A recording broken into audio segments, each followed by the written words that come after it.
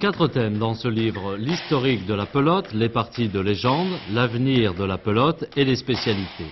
Que ce soit Pachaka, Yoko Garbi, Charrette, Rebaud, Grand Chistera ou Manu, Eshkoutik les trouve toutes aussi belles les unes que les autres, avec toutefois une préférence pour la Manu.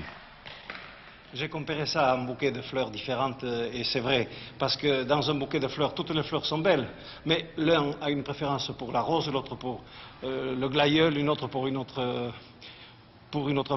fleur. Et à la pelote, c'est pareil. Il y a des partisans acharnés du Rebaud. Ça, c'est la justification, si vous voulez, de la longue paume, c'est le trait d'union avec le passé.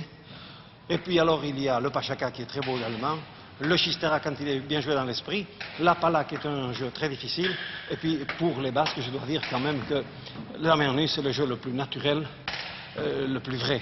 Justement, certains disent qu'il faut être basque pour jouer à Manu, c'est vrai? Ah non, pas du tout, non, ça c'est une grosse erreur. Le Landais joue très bien à la pelote, mais ce qu'il y a, je crois, c'est que pour bien jouer à la pelote, il faut l'environnement dès le plus jeune âge. Un Basque, dès qu'il a su marcher, a vu jouer à la pelote, a joué lui-même, et c'est évidemment avec avec cet entraînement visuel et son entraînement physique qu'on trouve de bons joueurs. Mais enfin, on jouerait ailleurs, dans n'importe quel pays, de vrais sportifs, si on leur apprenait depuis tout petit, ils joueraient très bien avec nous également, il n'y a pas de raison.